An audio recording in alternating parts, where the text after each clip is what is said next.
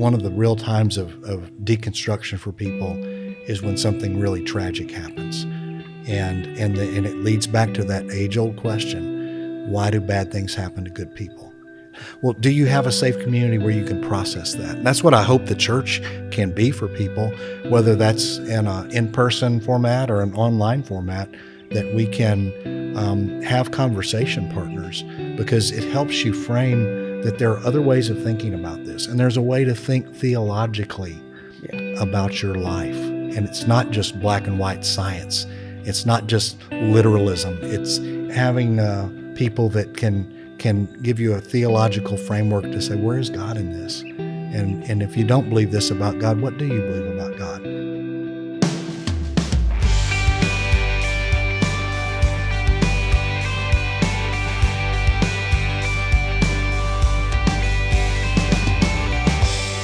Welcome to the More Than Sunday podcast. In this new season, we're jumping into some challenging questions that we know that a lot of people have, but a lot are afraid to ask.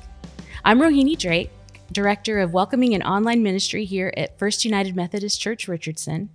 And in this new season, we've also added some new things. If you've been used to listening to our podcasts, you can now watch them as we have adapted to a video podcast format. So we've added couches, some coffee mugs, and some cameras. So we hope you enjoy listening and watching this season. Today, we're so glad to welcome Pastor Josh and Pastor Clayton to discuss deconstruction, something that lots of people are going through, have gone through, or just have questions about. Thanks so much for joining us today. Absolutely. Happy to be here. And for those of the people listening that don't know what deconstruction is, can you set that up for us? What is it? Well, deconstruction is really something that people go through when they're questioning their faith. And particularly when something is brought to their attention that doesn't make sense. Some people, it's like the whole thing breaks down and they completely turn away from their faith. But in a healthy way, deconstruction is really asking questions and probing your faith in a way that you're trying to understand. You're trying to figure out, okay, I'm having trouble believing these things, but what do I believe? And so to me, it works better if you're also constructing while you're deconstructing. I think that's healthy. But again, it's looking at questions and trying to make sense out of some things that may not make sense to you.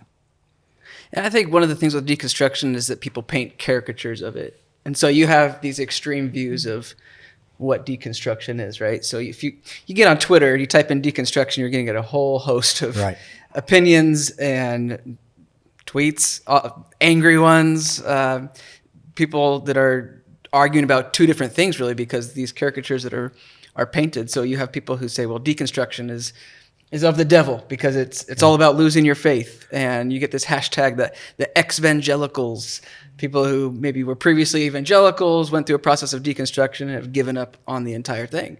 And so others look at that and say, well, I mean, if you begin to question things, then you're just going down a slippery slope and you're done for. Whereas I think there are others of us who might have a more healthy approach to what deconstruction is and can see it as a beneficial, if not necessary, process of the faith journey. Josh, I saw a tweet from an evangelical pastor yesterday that was talking about how evil deconstruction is, and it's the road that leads to hell. Yeah. And I thought, well, how insecure are we about the gospel, the truth of the gospel, if we can't allow questions? Are we so insecure about the truth of the gospel that we're afraid the gospel can't hold up to scrutiny? And to me, it's one of the things I've loved about our church and in the United Methodist tradition is that we're not afraid of asking questions. We're not afraid of allowing people to have questions and to have doubts and to go through that process in a healthy way of deconstructing their faith and then reconstructing their faith. So what does that exactly look like, people that are going through the deconstruction process, and like what triggers it? What causes that that process to start? I think it depends on how you've been raised. So if you've been raised in one particular faith tradition or denomination or perspective of Christianity, and it's been taught to you that what you believe is the only way to believe, then as soon as anything pokes a hole at that, you begin to question everything. So I know in seminary we talked about the differences in, we call epistemology. It's the fancy word for studying how we know things. And so one of these ideas is foundationalism, where you have kind of a tower of the things that you believe, all of these assertions. And if you ascribe to this tower idea, then the moment you pull anything out, so for example, if somebody questions biblical inerrancy, for a lot of people, when you start to point out contradictions in Scripture, that is like pulling out the bottom, the foundation of this tower, so that everything falls. And I remember my philosophy of religion professor saying there are other ways to think about epistemology. We don't have to know things that are stacked on each other. You can also talk about a web of knowing, where you have your central thesis, and these are the things that are really important to us, but there are other things that kind of connect in a web shape so that you can remove those things, or you can at least question those things without the entire thing coming down. Yeah, so I think people experience it differently based on how they've been raised and how they know things. Yeah. As a pastor, what I see is kids come home from college, and for instance, they're a science major, and they suddenly, because of what they're learning in science and the people they're talking to in science, other classmates, they begin to reject the faith in which they were raised, because they say, well, I believe in science, so therefore I can't believe in God.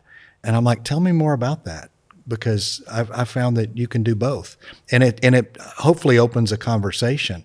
But I find that's one, and then others, they take a philosophy course, and suddenly they're exposed to different ways of thinking, and suddenly it's like, wait a minute, there are other ways to think about how to frame faith and religion and philosophy in my life, or they meet someone of a different faith. And for me as a child, we had a Buddhist family that lived with us for a year.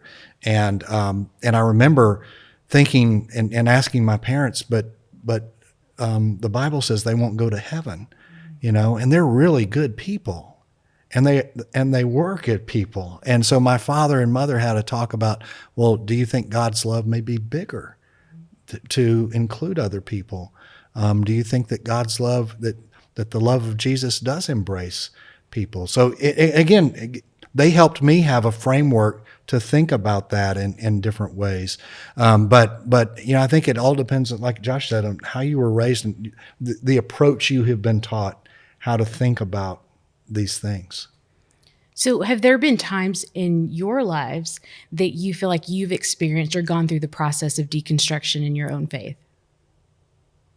I was raised in a home where my father was a pastor, so I felt like I had a good foundation, and I think that he helped us frame faith in a way that was healthy and good. Although when I went to college, I have to say, taking philosophy courses, I was a religion major along with history major. I was really challenged, and I remember coming to a point where I was rejecting a lot of the things that I had believed. I had this wonderful philosophy professor who'd been a Baptist missionary. His name was Dr. James Ware. And Dr. Ware would sit with me, and I would go to his office after class, and we would talk. And he helped me ask my questions and help frame those questions in a way that could lead me back to something. But for me, it was like I started rejecting things, and I was struggling with some things that the Christian faith has taught. And studying Paul Tillich for me, which is if you know any of the writings of Paul Tillich, it's really hard to understand. But Tillich helped frame it for me when he talked about symbolism, because he talks about a religious symbol points beyond itself to that which is ultimate. And I began to have that framework to look at the Bible and to look at faith through that lens, where I could say everything is pointing beyond itself to that which is ultimate. And I could affirm it in that way. And it was incredibly helpful to me to have that framework. And then I wasn't caught up in what I consider unimportant details. I'm looking at the bigger picture of what is all of this pointing to. It's pointing to an ultimate truth about who God is. So that to me was that process, and it was incredibly beneficial to go through that season of doubt for me. So when someone's going through doubt, I don't freak out. It's like, oh no, they're doubting. No, it's like, this can be a really healthy thing. Yeah, I think about my own experience. I mean, it's kind of had, I don't know if it's been a continual process of deconstruction, but there are different aspects of my theology that I feel have maybe met a point of crisis and then had my eyes open to another way of looking at things. I think about like theories of atonement. I remember learning that there are theories of atonement, that being raised just thinking about substitutionary atonement, and I had questions about like, why would God require certain things? And someone pointing out at one point in my journey, look, there are other ways to think about the effect that Christ's death and resurrection has on our salvation. And that was an eye-opening experience for me. It was a process of deconstructing what I formerly thought and not getting rid of it, but adding to it. Think about other things like foreknowledge and the way that God knows or doesn't know the future, and different theories and approaches to explaining human agency and free will in tandem with God's sovereignty. And I remember that being kind of an eye-opening and I want to even say like liberating conversation for me. So I've enjoyed my different moments of deconstruction mainly because they've also been paired with reconstruction in that process. So yeah, I don't know if I can point to one single eye-opening moment, but several different moments on my journey. So you mentioned that in the process of deconstruction, you've also experienced the process of reconstruction. Can you share maybe what that can look like, or ways that, or like what are the steps in that process, Sure. if there are even steps? Yeah, well, I think it's really important to affirm the significance of faith being experienced in community. Because if I'm just by myself reading a book, or if I go to a college class and the professor says something, I just go back to my dorm without talking to anybody about it, then I'm in my own head and I am not connecting with other people who have maybe gone through the process as well. It'd be really easy for me just to lose hope. The alternative would be if you were to be on that journey with someone who has also experienced deconstruction. They come alongside you and say, hey, look, I've had similar thoughts and this is how I came back around. Or they offer different approaches to, well, I know that now your world has been rocked on that aspect. Let me talk about other aspects that can kind of bring you hope in that. So that has been my experience of Reconstruction, is being on the process with other people. Yeah, and I think having people who are willing to hear your doubts is so important, which again brings us back to why it's so important to have a community where you can, in a safe community where you can feel safe in expressing your doubts and having questions. I know one of the real times of deconstruction for people is when something really tragic happens. And it leads back to that age-old question, why do bad things happen to good people? That is a question that has caused more and more people to turn away from God and turn away from faith and turn away from the church. Or they see the church engaged in things and they're like, that doesn't sound like the Jesus that I read about, and how I don't want to have anything to do with that. Well, do you have a safe community where you can process that? And that's what I hope the church can be for people, whether that's in an in-person format or an online format, that we can have conversation partners, because it helps you frame that there are other ways of thinking about this. And there's a way to think theologically about your life. And it's not just black and white science. It's not just literalism. It's having people that can give you a theological framework to say, where is God in this? And if you don't believe this about God, what do you believe about God? And how can you claim what you do believe about God? That's really great. So as we look back to the Bible, are there instances that you have found that where you've noticed that people are going through, the characters in the Bible are going through the process of deconstruction, and we can look at them as examples for that process? So one of my favorite verses is at the end of the Gospel of Matthew, right before the Great Commission, right before Jesus sends his disciples into the world to baptize the nations. And there's a little line in there that says, but some doubted. And then yet Jesus still sends them into the world to be his disciples and to continue this movement. I love that line. They're standing with the resurrected Christ. Yeah. And they still had And doubts. some doubt it. I mean, it's amazing. Why was that even included? Why not, if you're going to tell a story, why not just leave that line out? But I think that's significant. There's our permission right there to have doubts and know that God is still going to use us in spite of those doubts. Even more particularly, I think of the story of Apollos in the book of Acts. Acts chapter 18, it says that Priscilla and Aquila, who were Christian followers of the way, really early church followers, came to Apollos, and it says that Apollos only knew the baptism of John. So he knew about God and he knew about this idea of redemption and salvation, but in a different way. And it says that he was teaching people what he knew. Priscilla and Aquila come alongside him and they correct him. It says they teach him even better. I don't have it in front of me and I can't say it off the top of my head, but they correct his way of teaching to tell him a more right way of teaching. I think if I were in that instance and I was so confident preaching and teaching what I knew, somebody came along and said, well, let me tell you why you're wrong and why you should be preaching it this way instead about this guy named Jesus. I might feel a little rocked or offended, but he wasn't. He took the teaching and said he went on and did even greater things after that. So he must have gone through a process of having his faith a little bit shaken. I've been reading through the Gospel of John, and one of the things I notice, and it's one of the things that I think John is trying to get at in this gospel, is that Jesus is frustrated that the people only believe because they've seen some miracle or sign. And, how blessed are you who don't have to see to believe. And so that's where the gospel is kind of getting to with the whole story of Doubting Thomas, which is not a bad, Doubting Thomas gets a bad rap. Doubting Thomas, I mean, he had the courage to ask questions, so good for him. But when he sees Jesus, he doesn't have to put his hands in his, where the nails were.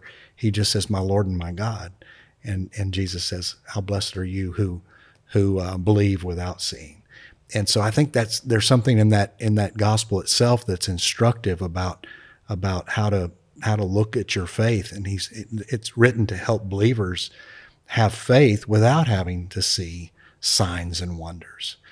There's also at the end of the book of Acts, there's a story about people that are teaching, and somebody said to him something about the Holy Spirit. It's like, we didn't even know there was a Holy Spirit. So, Yeah. Again, instructing, there's more to this story than you knew. And over, to think about Jesus talking to the Pharisees who were like, they knew the letter of the law inside and out. And Jesus says, well, let me come tell you why you're missing the point. Yeah.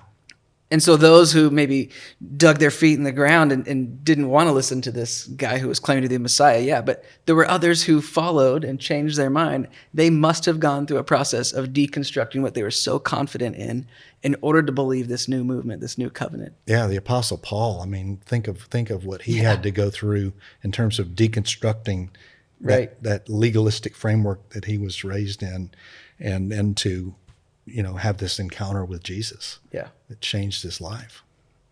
So from some of these examples, it sounds like deconstruction isn't like this one big thing that happens and then you're done. It could be a process that you go through several times through your faith journey. Is that? Yeah, I think there's always going to be some sort of impetus. So something that begins to poke a hole in your faith as you've always known it. But on your faith journey, there will be several different episodes of that where you go, oh, okay, I was finally comfortable again, and then thought about this differently. Or, yeah, I think it's probably a both and. It's a long journey of maybe continual questions and doubts being answered and being allowed to be asked. So for those that may be journeying in this process or thinking about it or thinking that they have so many doubts that, they're losing their faith, do you have any resources that you would recommend for somebody starting on this journey or in the middle of the process of deconstruction? Yeah, I think, one of the things is don't discount the value of a community of faith, a community of believers, even when you have doubts. it's important to have that community, and particularly a community where you can ask questions and where you're not going to be ostracized or shunned for asking hard questions.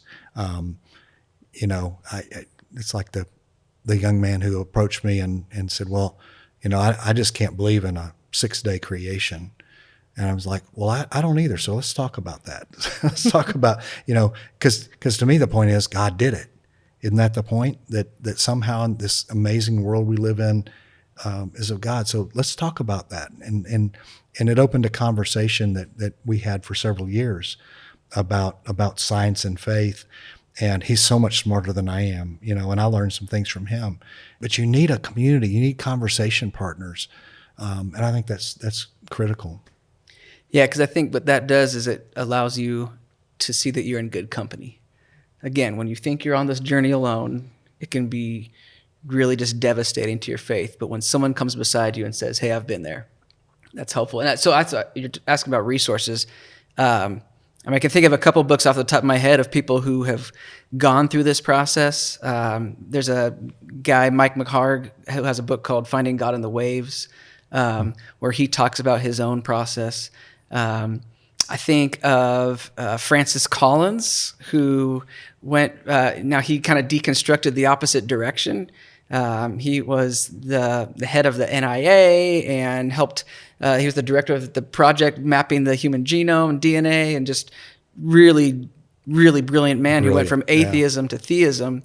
But he deconstructed kind of his scientific framework when he started seeing just evidence of God in the world. Do we have an opportunity? Can I maybe throw some books, make a list that we could share with people who are watching this or listening to this? That's a great idea. And I'm glad that you mentioned that, because this podcast has a website, FUMCR.com/morethansunday, where we can pop up any of the resources that you think of. We'll put what you've mentioned now and then anything you think of after this, so people can visit and find resources. Yeah, because I think there's some books by Rachel Held Evans, Yes. Diana Butler Bass, excellent resources for thinking, helping you, people that have walked that journey. And I think there's a lot of it going on right now. I find these conversations are happening everywhere right now. And again, don't be afraid of the conversation. That's what I just don't. If we are confident in who God is, that God is big enough for our questions, God is big enough for our doubts, and you're not going to be shunned from the faith community because you have questions. Yeah. I think that's so important that you have a group of people you can walk with. That's great. That's great information. I think it's so helpful. And you're right. For people that are going through it now, so many people, this will be so helpful for them. I want to ask you both one last question. Okay. In the previous seasons of the More Than Sunday podcast, they've asked certain questions at the end, and we've tweaked ours for this new season since we have a video podcast, and you can, be as animated or excited as you want about this. But wanting to know, what's one thing that you wish you knew about deconstruction before, like you went to seminary, before, what could have helped you if you'd known then what you know now? If I'd known that everyone else was struggling with a lot of the questions I was struggling with, because when you're struggling with those questions, you feel very alone, and you feel like you're somehow different, or that there must be something wrong if you're asking these questions. Nobody else seems to be asking those questions. And if I'd known that a lot of people were asking those questions, wrestling with the same things I was at that time, and continue to wrestle with at times, and I've shared that before, I continue to have doubts at times and have to continue to work on this. But I wish I'd known that at that time. I think for me, recognizing that even the people you put on pedestals are human. And I'm not talking about, on the one hand, it's healthy to recognize that because sometimes people fall from those pedestals, right? But I'm also talking about rock star theologians, people who I just really respect. I read their books. I point other people to their books. They weren't just born like that. They had to go through a process of learning to get there. And so for me, recognizing, and I wish I would have recognized early on that this is a journey. Faith is a continual journey of learning and deconstructing and reconstructing, but it's something that we're all on together because essentially we are all human. Well, thanks so much again to both of y'all for joining us and being willing to have the conversation about deconstruction and offer your experiences and advice. I think this will be so helpful for people going through this process. Like we mentioned, we will have some resources available at www.fumcr.com/morethansunday. The resources mentioned today, and then some additional resources that Pastor Josh and Pastor Clayton may share with us. So you can go to that website to find that. We also invite you to subscribe to this podcast and also to our YouTube channel so you can enjoy watching the video podcast. And again, I invite you to join us next Wednesday. We'll have 2 new guests, and we'll be tackling another challenging question. Thanks again for joining us.